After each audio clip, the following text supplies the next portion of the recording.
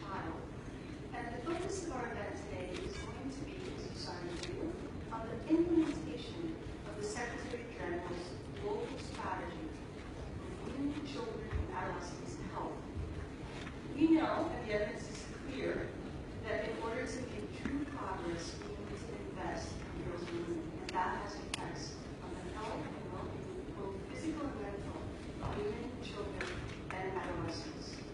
We have an amazing panel lined up for you today, but first, it is my great honor to introduce Mr. Ban Ki-moon, United Nations Secretary General, to deliver his opening remarks. Thank you.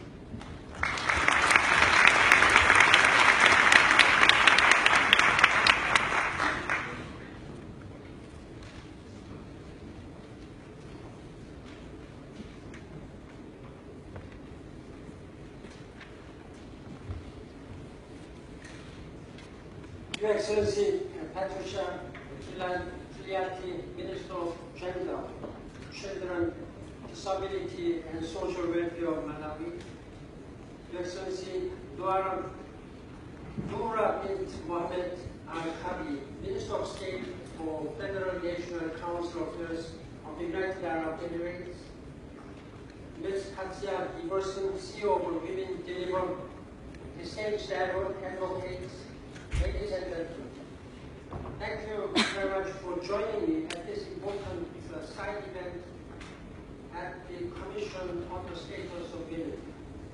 This is our business week for gender and women's issues at the United Nations.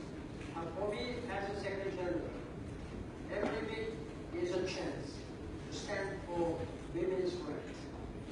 Not even week, every day is my commitment for gender equality. During all my very extensive travels, I speak out for equality. And I make it a point to meet with the women, children, and adolescents that we serve. 10 days ago, I visited hospitals in Burkina Faso and Mauritania. I had a chance to see infants and speak with their mothers. In Ouagadougou, I went to a pediatric HIV unit where I met a teenage girl named Deborah. She said they were suffering a great deal. And she spoke about how assistance and goodwill make the HIV positive patients feel like others in society without any distinction. She's only 14, but Deborah is already showing very impressive advocacy and leadership. She's another powerful reminder of how this work has a real meaning in people's lives. As a Secretary General, I have strongly committed to improving the health and well-being of women, children, and adolescents through the Every Woman, Every Child movement. The path to success is a path of human rights. When we boost equality in schools, businesses, and governments, we improve health and well-being. For example, cutting child marriage by 10% could reduce maternal mortality rates by more than 2/3. Discrimination in society leads to discrimination in health. Violence against women is another abomination and a major public health threat. Up to 1 in 3 women suffers some form of violence in her lifetime. More than 1 in 3 women, murder victims, died at the hands of an intimate partner. There are many other links between equality and well-being. That is why the 2030 Agenda for Sustainable Development is integrated, indivisible, and universal. The Sustainable Development Goals are fully consistent with our Every Woman, Every Child global strategy for women's and children's and adolescents' health. This updated global strategy will speed up momentum over the next 15 years.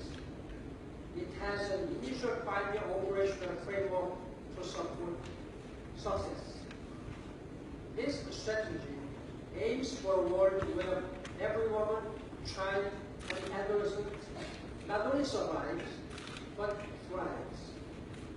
A world that they transform with their immense potential.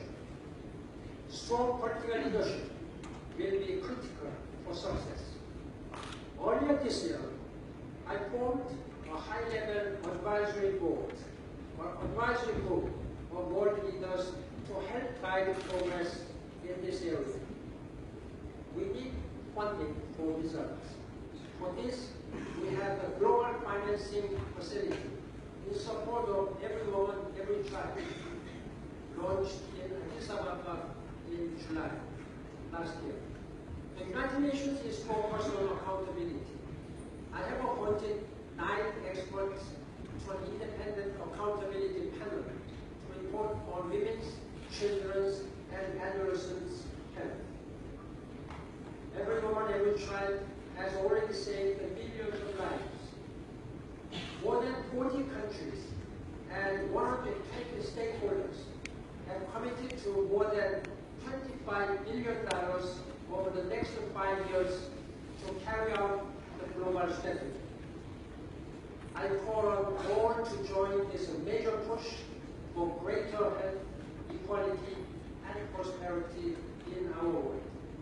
I urge everyone to make a new commitment to everyone, every woman, every child, or renew on existing one. We have 3 opportunities this May. At the 4th Global Women Deliver Conference in Copenhagen.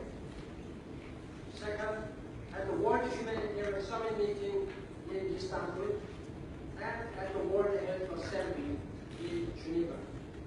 I hope we have great promises of support and even stronger action to keep those promises. When we carry out the global strategy and realize sustainable development goals, we will transform our world for generations to come.